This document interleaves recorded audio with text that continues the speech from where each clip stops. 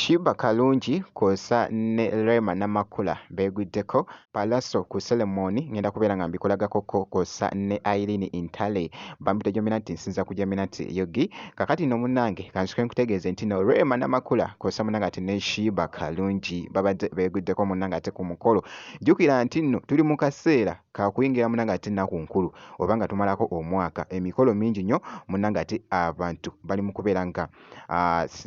ceremony nga bazitwaliriza munnange ate mu maaso emikolo egy'enjawulo. Kakati nno olunaku olwaleero Rema Namakula kw'ossa ate ne Shiba Kalungi beeguddeko munnange ate ku mukolo ogumu nga bw'ogezaako okulaba bibadde byogeza abamu obwama nti yiyi Rema Namakula kw'ossa ate ne Shiba balina akapya ke bali mu kufumba tebatuyiwaamu munnange ate oluyimba.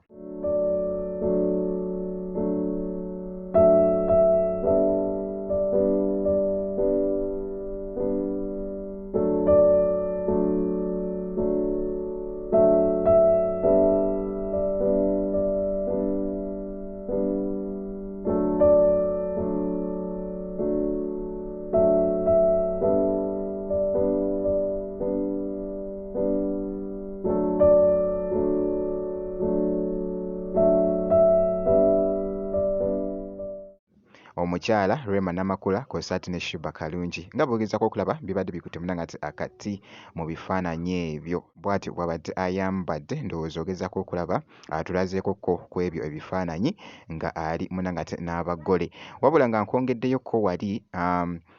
mwana mwenzi munnange ate Pallaso naye yabaddekokko ku Thanksgiving y'omuntu omu munnange wali yabasanyusizza bulungi nnyo munnange ate omuziki.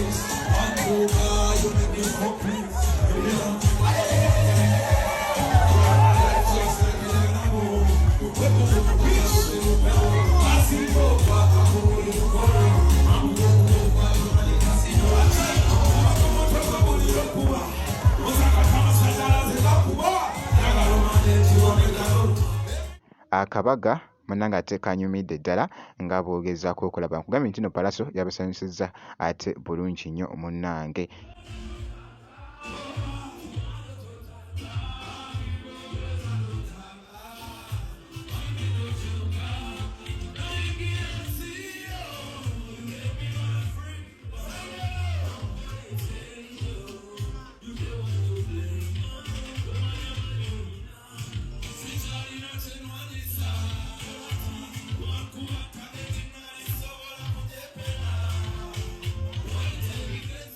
N'ebitambula ku Pallaso yavuddeyoko n'ayerezenga munnange ate vidiyo ye n'abakyala. Jjukira nti nno oluyimba luno n'abakyala yalukola munnange ate ne mwana mwenzi munnange ate Kafuba kw'ossa ne mwana muwala Kisha. Era kasita obeera nga tonaba kucekinga ku vidiyo yaabwe empya genda kati munnange ate ku mukutu ogwa YouTube obeere nga okebera munnange ate vidiyo yaabwe esayidi eyo ku Pallaso. Sigenda kubeera nga ndwawo wabula kankwongereyoko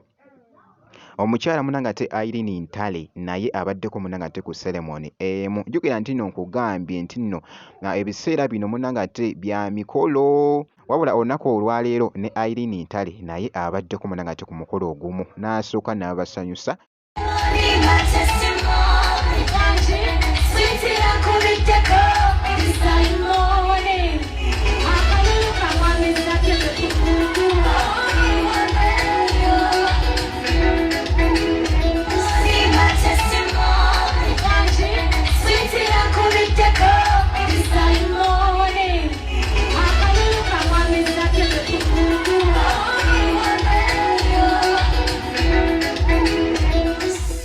munnange ate omuziki gwe nga bwogezako okulaba obumu ku butambi obwo bubadde bukutte munnange ate vibe wali wonna munnange wabula bwe nti munnange ate bwenkoze